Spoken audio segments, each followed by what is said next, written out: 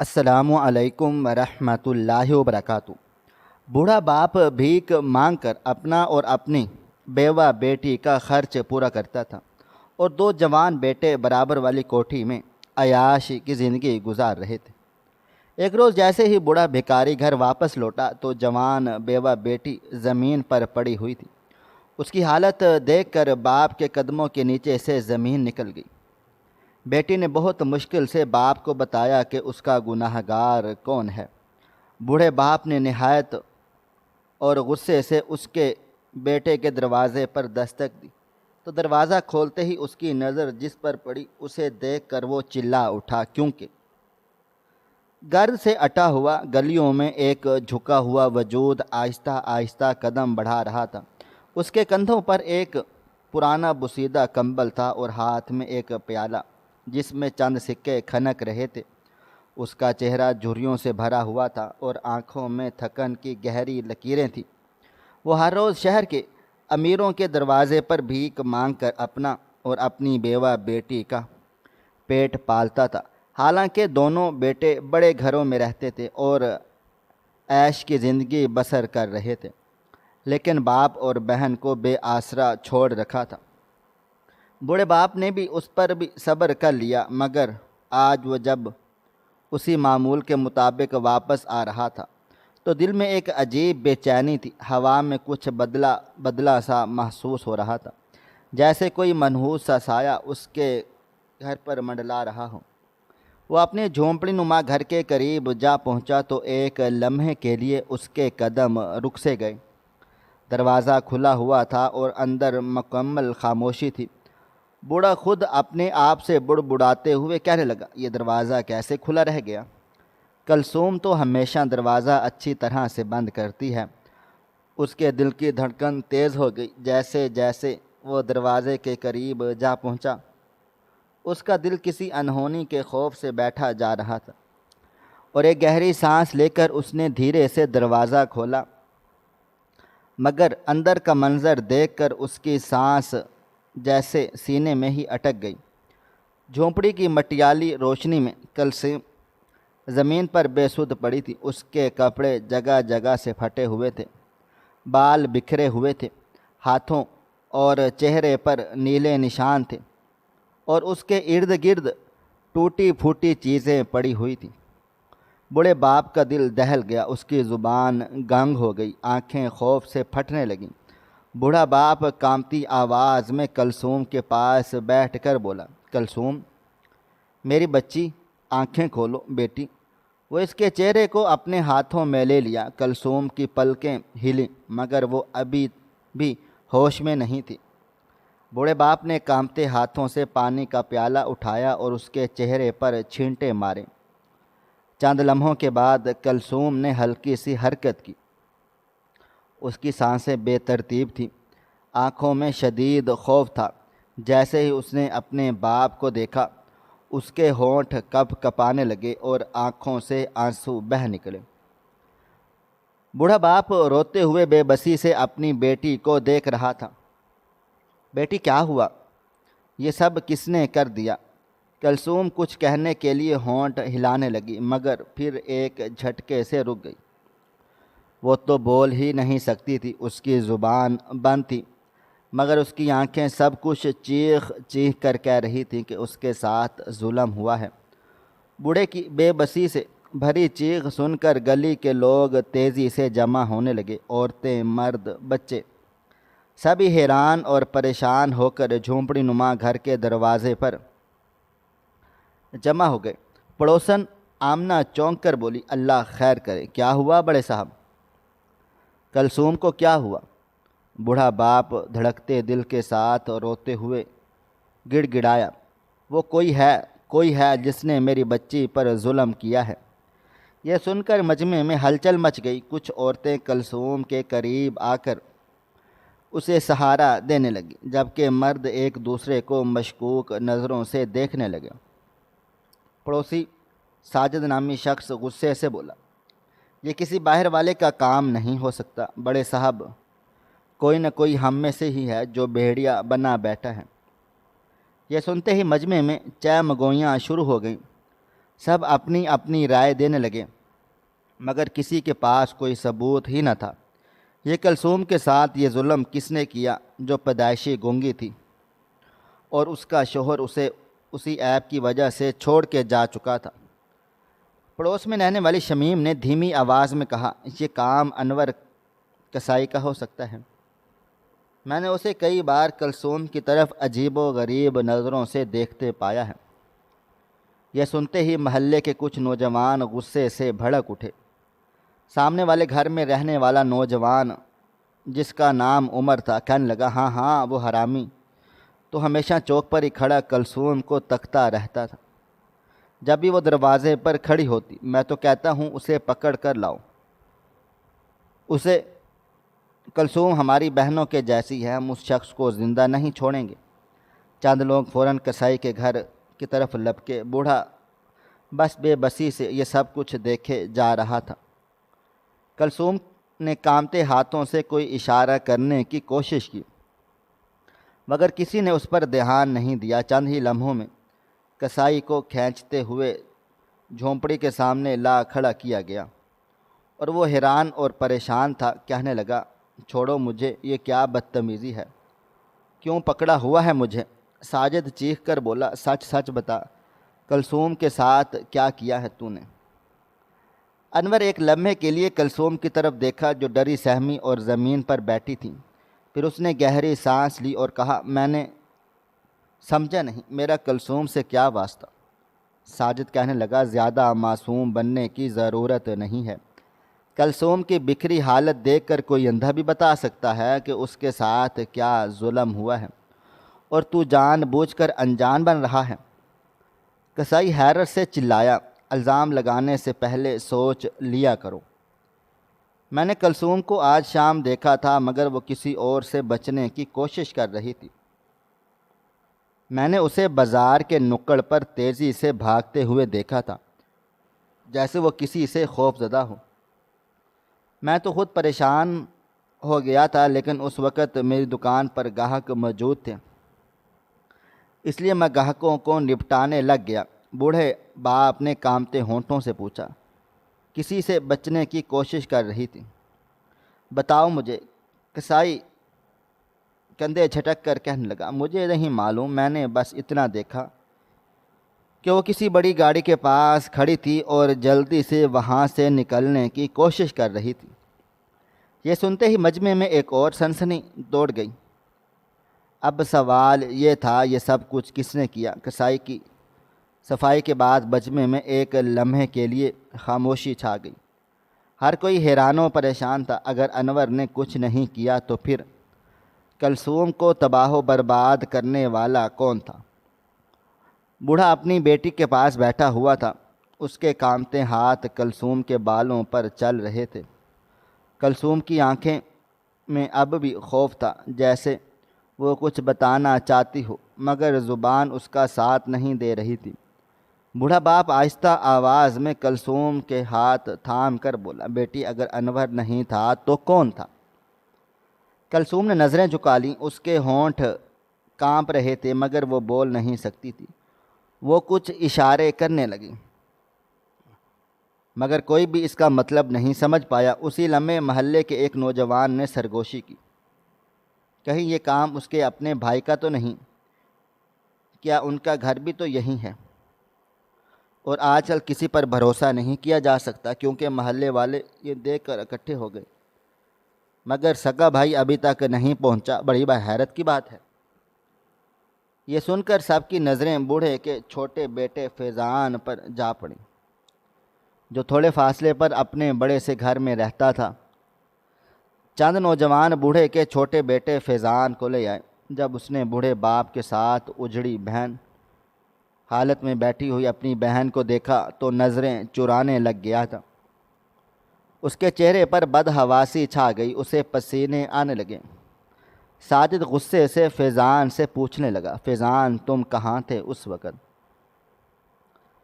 فیضان نے چونک کر سب کی طرف دیکھا، اس کی آنکھوں میں ایک پل کے لیے خوف جھلکا تھا مگر وہ فوراً سے نارمل ہونے کی کوشش کرنے لگا۔ فیضان گھبرا کر بولا، کیا بکواس کر رہے ہو، میں تو گھر پر ہی تھا۔ تم لوگ مجھے خواہ مخواہ پھنسانا چاہتے ہو اور کلثوم میری بہن کے۔ بوڑھا باپ سخت لہجے میں فیضان سے کہنے لگا، سچ بتا فیضان، تم کہاں تھے؟ فیضان نے آنکھیں چرا لیں اور پھر بولا، ابا میں نے کچھ نہیں کیا۔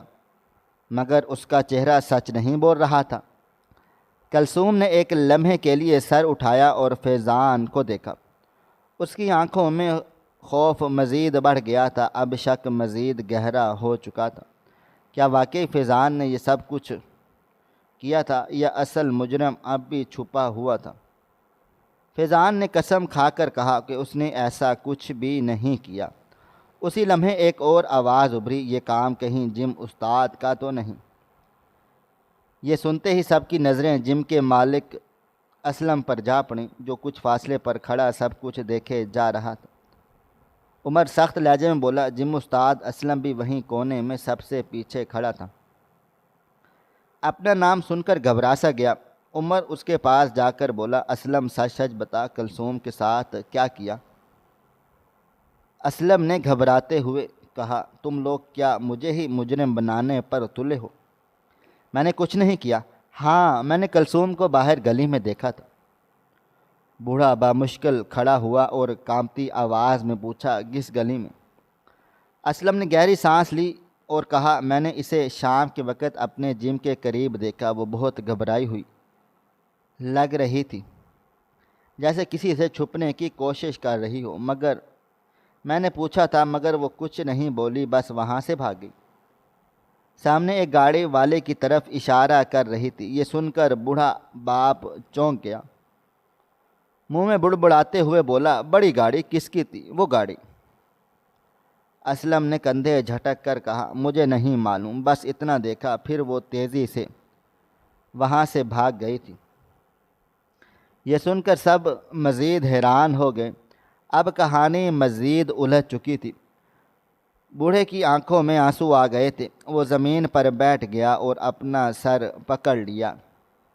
بوڑھا باپ روتے ہوئے، یا اللہ، میری بیٹی کو کس نے برباد کر دیا؟ میرا دل کہہ رہا ہے یہ سب کوئی اپنا ہی ہے، مگر کون ہے؟ کلثوم نے اپنے باپ کی طرف دیکھا اور اس کی آنکھوں سے آنسو بہنے لگے۔ وہ کچھ کہنا چاہتی تھی، مگر الفاظ کی قوت اس کے پاس نہیں تھی۔ ارم آہستہ سے آواز میں بولی، بیچاری وہ تو بول بھی سکتی نہیں، ورنہ سچ خود ہی بتا دیتی۔ بوڑھے باپ نے اپنی بیٹی کے ہاتھ پکڑے اور کہا، بیٹی اگر تم کچھ بتا سکتی ہو تو اشاروں میں بتاؤ، میں تمہاری بات سمجھنے کی کوشش کروں گا۔ کلثوم نے کانپتے ہاتھوں سے کچھ اشارے کیے، مگر کوئی بھی ان کا مطلب نہ سمجھ پایا تھا۔ اسی وقت ایک عمر رسیدہ بزرگ بابا شفیق، جو اشاروں کی زبان جانتا تھا، آگے بڑھا۔ بابا شفیق بڑی نرمی سے کلثوم سے پوچھنے لگا، بیٹی مجھے بتاؤ، تم کس کا نام لینا چاہتی ہو؟ کلثوم نے کچھ اشارے کیے اور بابا شفیق نے غور سے دیکھنے کے بعد اعلان کیا، یہ کہہ رہی ہے کہ مجرم کوئی ایسا شخص ہے جس پر سب کو بھروسہ تھا۔ یہ سنتے ہی محلے میں چہ مگویاں شروع ہو گئیں کہ ایسا کون سا شخص ہو سکتا ہے۔ کلثوم نے اشارے سے بتا دیا کہ مجرم اس نے کی آنکھوں پر پٹی باندھی تھی۔ کلثوم نے بس اس شخص کی ایک جھلک دیکھی تھی۔ کلثوم نے ہاتھ کے اشارے سے لکھنے کا انداز بتا دیا۔ کسی نے جلدی سے اسے زمین پر راکھ دے دی۔ کلثوم نے کانپتے ہاتھوں سے نام لکھنا شروع کیا، مگر صرف ایک ہی لفظ بنا پائی، فا۔ بوڑھا باپ حیرت سے وہ حرف دیکھنے لگا۔ لوگوں نے کہا، یہ کسائی ہے، یہ اسی کا نام یہی تو ہے۔ کسائی گھبرا کر بولا، نہیں، میں نے کچھ نہیں کیا، مگر کلثوم نے نفی میں سر ہلا دیا۔ اس کا مطلب تھا کسائی نہیں بلکہ کوئی اور تھا جس کا نام فیض سے شروع ہوتا تھا۔ بوڑھے باپ نے اچانک پیچھے مڑ کر اپنے بڑے بیٹے فیضان پر نظر ڈالی تھی، جو پسینے میں مکمل طور پر بھیگ چکا تھا۔ بوڑھا باپ کانپتے ہونٹوں سے، فیضان پیچھے ہٹنے لگا، یہ جھوٹ ہے، میں نے کچھ بھی نہیں کیا۔ مگر کلثوم کی آنکھوں میں بے شمار آنسو آ گئے۔ اب سب کو یقین ہو گیا تھا کہ وہی مجرم تھا۔ فیضان کے چہرے پر پسینہ چمک رہا تھا، جیسے اس کے اندر کا خوف اب باہر آنے لگا ہو۔ سب کی نظریں اس پر جم چکی تھیں، مگر وہ بار بار انکار کر رہا تھا۔ فیضان گھبرا سا گیا، کہنے لگا یہ سب جھوٹ ہے، مجھے پھنسانے کی کوشش ہو رہی ہے۔ بوڑھے کی سانسیں تیز ہو گئیں، اس کے کانپتے ہاتھ مٹی سے لت پت تھے۔ وہ دھیرے دھیرے کھڑا ہوا اور اپنی زندگی کے سب سے بڑے امتحان کے سامنے آ کر رک سا گیا۔ بوڑھا باپ لرزتی آواز میں، فیضان سچ بول، کیا یہ سب تو نے کیا ہے؟ فیضان کی نظریں جھک گئیں، مگر اگلے ہی لمحے وہ چیخ اٹھا، نہیں، میں نے کچھ بھی نہیں کیا۔ کلثوم کے ہاتھوں کی لرزش تیز ہو گئی، اس کی آنکھوں میں بے بسی تھی۔ وہ ایک بار پھر اشارے کرنے لگی، مگر اب اس کے ہاتھ تیزی سے کانپ رہے تھے۔ بابا شفیق اشاروں کا مطلب سمجھتے ہوئے، یہ کہہ رہی ہے کہ وہ مجرم کا چہرہ پہچانتی ہے، مگر اس کا مکمل نام نہیں لکھ سکی۔ بوڑھا لڑکھڑا گیا، اس کا سر چکرانے لگا۔ اسی لمحے محلے کے ایک اور بزرگ حاجی صاحب، جو ہمیشہ سے فیضان کے رویے پر شک کرتے تھے، آگے بڑھے اور سخت لہجے میں بولے، فیضان ہمیشہ سے بگڑا ہوا تھا۔ میں نے کئی بار دیکھا کہ وہ کلثوم کو عجیب نظروں سے دیکھتا تھا۔ یہ سنتے ہی لوگوں میں سرگوشیاں شروع ہو گئیں۔ کیا واقعی فیضان ہی اصل مجرم تھا؟ فیضان پیچھے ہٹنے لگا، مگر اسلم اور عمر نے اسے بازو سے پکڑ لیا۔ اسلم غصے سے بولا، اب بھاگنے کی کوشش نہ کر، سچ سچ بتا۔ فیضان کی آنکھوں میں وحشت تھی، وہ خود کو چھڑانے کی کوشش کر رہا تھا، مگر ناکام رہا۔ آخرکار اس نے ہانپتی ہوئی آواز میں کہا، میں نے کچھ بھی نہیں کیا، مگر میں جانتا ہوں یہ سب کچھ کس نے کیا۔ بوڑھا حیرت سے آگے بڑھا، تو جانتا ہے کون ہے وہ؟ فیضان نے کچھ لمحے خاموشی اختیار کر لی، پھر آہستہ سے بولا، وہ کوئی اور ہے، مگر میں اس کا نام نہیں لے سکتا۔ فیضان پیچھے ہٹنے لگا، جیسے موقع دے کر بھاگنا چاہتا ہو۔ اسلم اور عمر نے آگے بڑھ کر اسے بازو سے پکڑ لیا۔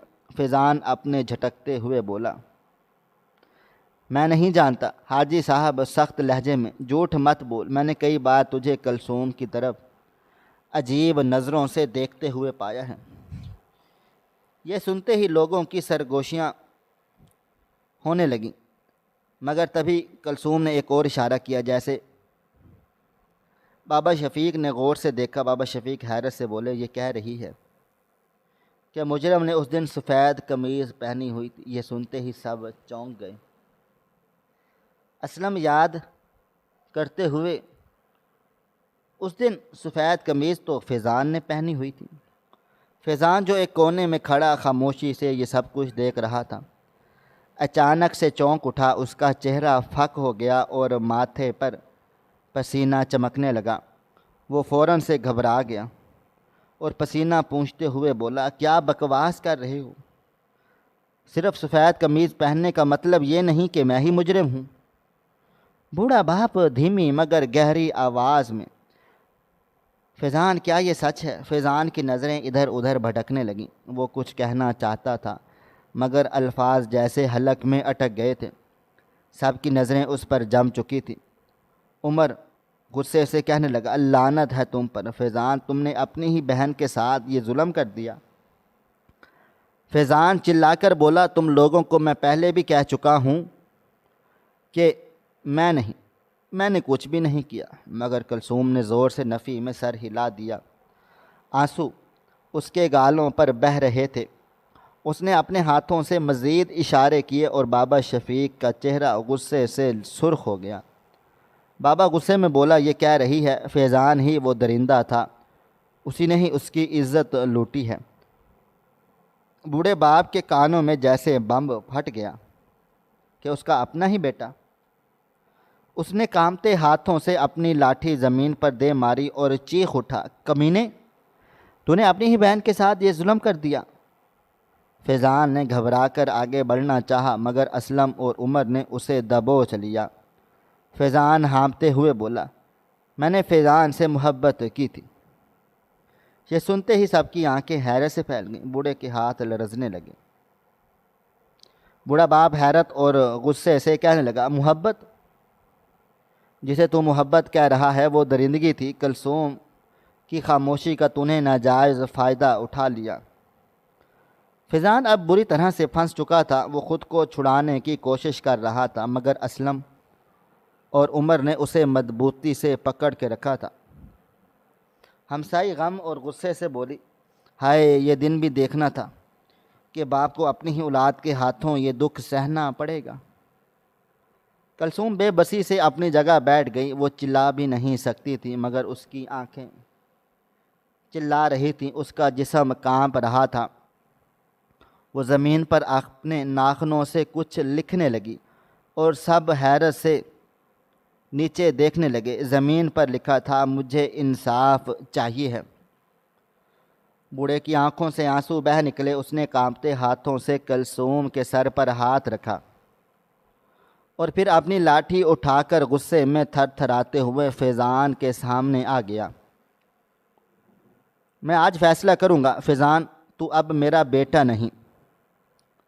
یہ کہہ کر اس نے لاٹھی فیضان پر دے ماری۔ فیضان کرا اٹھا، کہنے لگا، میں بے قصور ہوں۔ بوڑھا باپ چیختے ہوئے بولا، یہ سزا ہے اس ظلم کی جو تو نے اپنی ہی بہن پر کیا۔ محلے کے لوگ بوڑھے کو روکنے لگے مگر بوڑھا اپنے ہوش و حواس کھو چکا تھا، اس کی آنکھوں میں آنسو چمک رہے تھے مگر اس نے باپ کو روکنے کے لیے ہاتھ نہیں اٹھایا۔ اسلم نرمی سے بوڑھے کو پکڑتے ہوئے بولا، بڑے صاحب آپ خود کو سنبھالیں، اس کو قانون کے حوالے کر دے، یہی انصاف ہوگا۔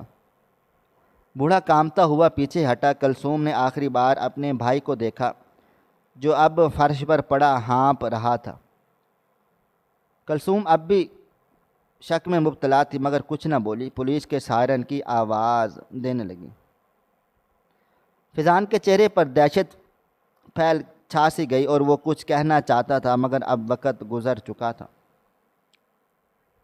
پولیس افسر سخت لہجے میں فیضان سے پوچھنے لگی، فیضان تمہیں اپنی بہن کی عزت لوٹنے کے جرم میں گرفتار کیا جاتا ہے۔ فیضان نے آخری بار اپنے باپ کی طرف دیکھا مگر بوڑھے نے نفرت سے منہ پھیر لیا۔ بوڑھے نے دھیمے مگر فیصلہ کن آواز میں کہا، اب تو میرا بیٹا نہیں۔ رات کا اندھیرا گھر اور پورے محلے پر ایسا چھایا تھا کہ جیسے کسی کی نحوست اسے گھیر چکی ہو۔ کلثوم اپنے کمرے میں دیوار سے لگ کر بیٹھی تھی، اس کی آنکھیں سرخ ہو چکی تھیں۔ انصاف تو مل گیا تھا مگر اس کی روح جیسے زخمی ہو چکی تھی۔ وہ سوچ رہی تھی، کیا واقعی اس کا بھائی جسے وہ ہمیشہ اپنا محافظ سمجھتی رہی اتنا وحشی نکلے گا؟ بوڑھا باپ صحن میں بیٹھا چپ چاپ خلا میں گھور رہا تھا، اس کے دل پر ایک طوفان برپا تھا۔ فیضان کے چلے جانے کے بعد بھی وہ ذہنی سکون نہیں پا سکا۔ بوڑھے باپ نے خود کلامی کرتے ہوئے کہنے لگا، یا اللہ میں نے یہ دن دیکھنے سے پہلے مار کیوں نہ گیا؟ کیا میری پرورش میں ہی کوئی کمی کوتاہی تھی؟ کیا میں نے اسے غلط راستے پر چلنے دیا؟ فضا میں عجیب سی خاموشی تھی۔ اسلم، عمر اور محلے کے کچھ اور لوگ بھی وہیں پر موجود تھے، ان کے چہروں پر بھی افسوس تھا مگر کوئی کچھ بھی بول نہیں پا رہا تھا۔ پڑوسی حاجی صاحب بوڑھے باپ کے کندھے پر ہاتھ رکھتے ہوئے کہنے لگے، حاجی صاحب میں جانتا ہوں کہ آپ پر کیا گزر رہی ہے مگر آپ کو ہمت رکھنی ہوگی، کلثوم کو اب آپ کی سب سے زیادہ ضرورت ہے۔ بوڑھے باپ نے آہستہ سے سر اٹھایا اور اس کی آنکھوں میں آنسو تیر رہے تھے۔ بوڑھا باپ لرزتی آواز میں کہا، میں اپنی جوان بیٹی کا مجرم اپنے ہی گھر میں پایا، میں اب اس دنیا میں کیسے جیوں گا؟ اتنے میں کلثوم دھیرے دھیرے دروازے کے قریب آئی، وہ سب کی باتیں سن رہی تھی۔ اس کی آنکھوں میں ایک فیصلہ جھلکنے لگا تھا۔ اس نے اشاروں میں بابا شفیق سے بات کرنے کو کہا تھا۔ بابا شفیق اس کے اشارے سمجھتے ہوئے بولے، یہ کہہ رہی ہے کہ وہ یہاں نہیں رہ سکتی، وہ اس چھت کے نیچے نہیں جی سکتی جہاں اس کے مجرم نے اتنا بڑا ظلم کر دیا۔ یہ سنتے ہی بوڑھے کے دل پر جیسے ایک اور ضرب لگ گئی۔ اس نے لرزتے ہاتھوں سے زینب کے ہاتھ تھام لیے۔ بوڑھا باپ التجا کرتے ہوئے بولا، بیٹی تو مجھے چھوڑ کر نہ جا، تیرے بغیر میرا یہاں کون ہے؟ کلثوم کی آنکھوں میں آنسو آ گئے تھے۔ بوڑھے باپ رو رو کے ہچکیاں بند ہو گئی تھیں۔ وہ زمین پر بیٹھ گیا اور کانپتے ہاتھوں سے اپنی لاٹھی تھام لی اور کلثوم سے کہا، تم نہیں جاؤ گی، یہیں رہو گی میرے پاس۔ بوڑھا باپ سو چکا تھا اور کلثوم دھیرے سے کالی چادر پہنے گھر سے نکل گئی۔ کلثوم کی نازک قدموں کی چاپ سنسان گلی میں گونج رہی تھی۔ وہ اب ماضی کے سائے سے نکل کر ایک نئی زندگی کی تلاش میں تھی، مگر کیا وہ واقعی اس اذیت کو پیچھے چھوڑ پائے گی؟ وہ سیدھی بابا شفیق کے چھوٹے سے کمرے میں جا پہنچی تھی جو مسجد کے ساتھ بنا ہوا تھا۔ بابا شفیق اسے دیکھ کر چونک گئے۔ بابا شفیق اسے حیرت سے پوچھنے لگا، بیٹی تو یہاں کیوں چلی آئی؟ کلثوم نے اشاروں سے اپنی بے بسی کا اظہار کیا کہ وہ کہیں اور نہیں جا سکتی تھی اور وہ جانتی تھی کہ بابا شفیق اس کا بھرم رکھیں گے۔ بابا شفیق نے گہری سانس لے کر کہا، بیٹی یہ دنیا تیرے لیے آسان نہیں ہوگی، مگر ہمت رکھ، اللہ تیرے ساتھ ہے۔ زینب نے سر جھکا لیا۔ وہ جانتی تھی کہ آگے کا سفر کھٹن ہے، مگر وہ پلٹ کر اس گھر میں نہیں جا سکتی تھی جہاں اس کی عزت تار تار کی گئی تھی۔ رات کے دوسرے پہر کلثوم مسجد کے صحن میں چاند کی روشنی میں بیٹھی تھی۔ اس کے دل و دماغ میں فیضان کی بھیانک حرکتیں ایک فلم کی طرح چل رہی تھی۔ اچانک سے مسجد کے دروازے پر کسی نے آہستہ سے دستک دی۔ بابا شفیق نے دروازہ کھولا۔ باہر ایک نقاب پوش کھڑا ہوا تھا۔ نقاب پوش نے سرگوشی کی کہ میں جانتا ہوں کلثوم کہاں ہے، اور میں یہ بھی جانتا ہوں کہ اس کے ساتھ کیا ہو گیا ہے۔ یہ سنتے ہی کلثوم کی سانسیں رک گئی۔ وہ فوراً دروازے کے قریب آئی۔ بابا شفیق نے چراغ کی روشنی نقاب پوش کے چہرے پر ڈالی، مگر اس کا چہرہ نظر نہیں آ رہا تھا۔ بابا شفیق سخت لہجے میں بولا، تو کون ہے اور کلثوم کے بارے میں کیا جانتا ہے؟ نقاب پوش نے ایک کاغذ کا ٹکڑا آگے بڑھا دیا، کہنے لگا، اسے پڑھ لو، حقیقت تمہارے سامنے آ جائے گی۔ بابا شفیق نے کاغذ کھولا اور جیسے ہی انہوں نے پڑھنا شروع کیا، ان کی آنکھیں حیرت اور غصے سے پھیل گئیں۔ بابا شفیق حیرت سے بولے، یہ کیسے ممکن ہے؟ یہ تو نیا راز ہے۔ کلثوم بھی پریشان ہو گئی۔ اس کی زندگی میں جو زخم تھے، کیا ان کے پیچھے کوئی اور بھی چھپا ہوا تھا؟ بابا شفیق کے ہاتھ کانپنے لگے۔ انہوں نے کاغذ دوبارہ پڑھا، پھر ایک نظر کلثوم پر ڈالی جو بے چینی سے کھڑی تھی۔ بابا شفیق نقاب پوش سے سخت لہجے میں، یہ سب سچ ہے؟ تمہارے پاس کوئی ثبوت ہے؟ نقاب پوش نے آہستہ سے سر ہلا دیا اور جیب سے ایک پرانا موبائل فون نکالا اور اس نے موبائل کا ایک ویڈیو کلپ کھولا اور بابا شفیق کے ہاتھ میں دے دیا۔ جیسے ہی وہ ویڈیو چلی، بابا شفیق کی آنکھیں حیرت اور غصے سے پھیل گئیں۔ یہ تو کلثوم نے بے چینی سے اشاروں میں کہا، کیا ہوا؟ بابا شفیق نے بمشکل اپنے جذبات قابو میں رکھتے ہوئے موبائل کلثوم کے سامنے کر دیا۔ کلثوم جیسے ہی ویڈیو دیکھنے لگی، اس کا جسم جیسے پتھر کا ہو گیا۔ اس کے ہاتھ لرزنے لگے، آنکھوں میں آنسو بھر آئے اور وہ لڑ کھڑا کر پیچھے ہٹ گئی۔ کلثوم نفی میں سر ہلانے لگی۔ ویڈیو میں وہ شخص صاف نظر آ رہا تھا جس نے اس کی زندگی برباد کی تھی، مگر وہ فیضان نہیں تھا۔ نقاب پوش دھیمی آواز میں بولا، اصل کے مجرم کوئی اور ہے، اور وہ شخص جس نے کسی پہ شک بھی نہیں کیا جا سکتا۔ بابا شفیق نے غصے سے مٹھیاں بھینچ لیں۔ یہ شیطانی چہرہ تو یہ اصل درندہ تھا۔ کلثوم زمین پر بیٹھ گئی۔ اس کی آنکھوں کے سامنے ہر وہ لمحہ گھومنے لگا جب وہ اپنے مجرم کو پہچان نہیں پائی تھی۔ اس کا دل زور زور سے دھڑکنے لگا۔ کلثوم اشاروں سے بابا سے پوچھتی ہے، یہ کیسے ہو سکتا ہے؟ میں نے کبھی سوچا بھی نہیں تھا کہ نقاب پوش نے دھیرے سے سر جھکایا اور بولا، وقت آ گیا ہے یہ حقیقت سب کے سامنے لائی جائے۔ بابا شفیق نے کلثوم کی طرف دیکھا جو اب بھی صدمے میں تھی۔ وہ جانتے تھے کہ اگلا قدم اٹھانا بہت ضروری ہے۔ اصل مجرم کو بے نقاب کرنے کا وقت آ چکا تھا۔ مسجد کے باہر ہجوم اکٹھا ہو چکا تھا۔ کلثوم خاموش کھڑی تھی مگر اس کی آنکھوں میں ایک طوفان تھا۔ اس کا جسم لرز رہا تھا جیسے وہ آج سب کے سامنے سچ کہنے کے لیے بے تاب ہو، مگر اس کی زبان خاموش تھی۔ بابا شفیق نے کلثوم کے کندھے پر ہاتھ رکھا اور پھر نقاب پوش کی طرف دیکھا جو آج سچائی کو بے نقاب کرنے آیا تھا۔ نقاب پوش سخت لہجے میں بولا، آج وہ وقت آ چکا ہے جب سب کو معلوم ہوگا کہ اصل درندہ کون ہے۔ ہجوم میں سرگوشیاں ہونے لگیں۔ حاجی صاحب، اسلم، فیضان، ملازم، سب کے چہرے بے چینی میں ڈوبے ہوئے تھے۔ فیضان کو آزاد کروا لیا تھا اور وہ بھی اب سچ جاننے کے لیے کھڑا ہوا تھا۔ فیضان نے گہری سانس لی، آج اسے سچ سننے کی ہمت کرنی تھی۔ نقاب پوش نے آہستہ سے اپنا نقاب اٹھایا۔ وہ کوئی اور نہیں بلکہ ریحان تھا، فیضان کا قریبی دوست۔ بوڑھا باپ حیرت سے آگے بڑھا اور ریحان کا گریبان پکڑ لیا۔ ریحان تو؟ ریحان نے جیب سے موبائل فون نکالا اور ایک ویڈیو سب کے سامنے چلا دی۔ جیسے ہی سکرین پر تصویر واضح ہوئی پورے مجمع میں سناٹا چھا گیا۔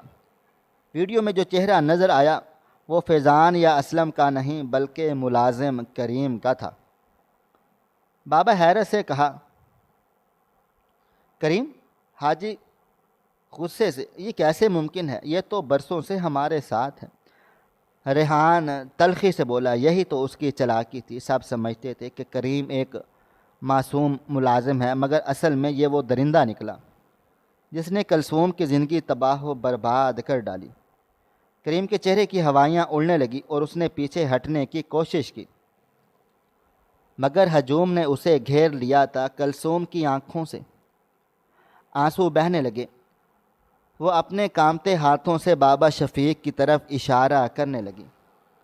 بابا شفیق کلثوم کے اشاروں کو سمجھ کر بلند آواز میں بولتے ہیں، کلثوم کہہ رہی ہے کہ یہی وہ درندہ ہے جس نے اس کی عزت لوٹی اور پھر دوسروں پر الزام ڈالنے کی سازش کی۔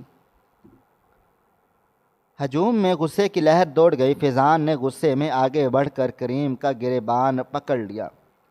فیضان چیخ کر بولا، کمینے، میں خود کو مجرم سمجھتا رہا اور اصل گناہ گار تو تھا۔ تو نے میری زندگی اور کلثوم کی زندگی تباہ و برباد کر دی۔ کریم گڑ گڑاتے ہوئے بولا، یہ جھوٹ ہے، یہ سب میرے خلاف سازش ہے۔ ریحان نے مزید ثبوت نکالے اور ہجوم کو دکھائے۔ یہ وہ دستاویزات تھی جن میں کریم کی مجرمانہ سرگرمیاں درج تھیں۔ وہ کئی بار نوکرانیوں کے ساتھ بدتمیزی کرتے پکڑا بھی گیا تھا مگر ہر بار اپنی چلاکی کی وجہ سے بچ نکلتا تھا۔ پولیس آ چکی تھی۔ اہلکاروں نے کریم کو ہتھ کڑیاں پہنا دیں اور وہ روتا رہا، گڑ گڑاتا رہا۔ کریم چیختے چلاتے ہوئے کہنے لگا، مجھے معاف کر دو، میں شیطان کے بہکاوے میں آ گیا تھا۔ بابا شفیق غصے سے بولا، معافی؟ کلثوم کی عزت تار تار کرنے کے لیے کوئی معافی نہیں ہے۔ کلثوم خاموش کھڑی تھی مگر اس کی آنکھوں میں اب خوف کی جگہ ایک چنگاری تھی۔ یہ چنگاری انصاف کی تھی جو آج جل چکی تھی۔ بوڑھا باپ نم آنکھوں سے کلثوم کو دیکھ کر بولا، بیٹی، آج انصاف مل گیا ہے مگر جو زخم لگ گئے ہیں وہ کبھی نہیں بھر سکیں گے۔ کلثوم نے آنکھیں بند کر لیں۔ اس کی آنکھوں سے دو آنسو ٹپک کر زمین میں جذب ہو گئے جیسے وہ سب کچھ پیچھے چھوڑنے کی کوشش کر رہی ہے مگر یہ حقیقت تھی کہ کچھ زخم ہمیشہ کے لیے روح پر ثبت ہو جاتے ہیں۔ فیضان نے ریحان سے کہا کہ اس نے میری بہن کو کیوں نہیں بچایا۔ وہ کہنے لگا، جب تک وہ پہنچ جاتا کریم اس کی بہن کی زندگی کو برباد کر چکا تھا، اس لیے جلدی سے ویڈیو بنا لی تاکہ ثبوت پیش کر سکے۔ اور اسی وقت اس کی ماں کا فون آ گیا۔ اور اس کے باپ کو ہارٹ اٹیک ہوا ہے، اور اس لیے وہ واپس چلا گیا۔ اور جب تک وہ واپس آیا تب تک فضان کو پولیس پکڑ کر لے کر جا چکی تھی۔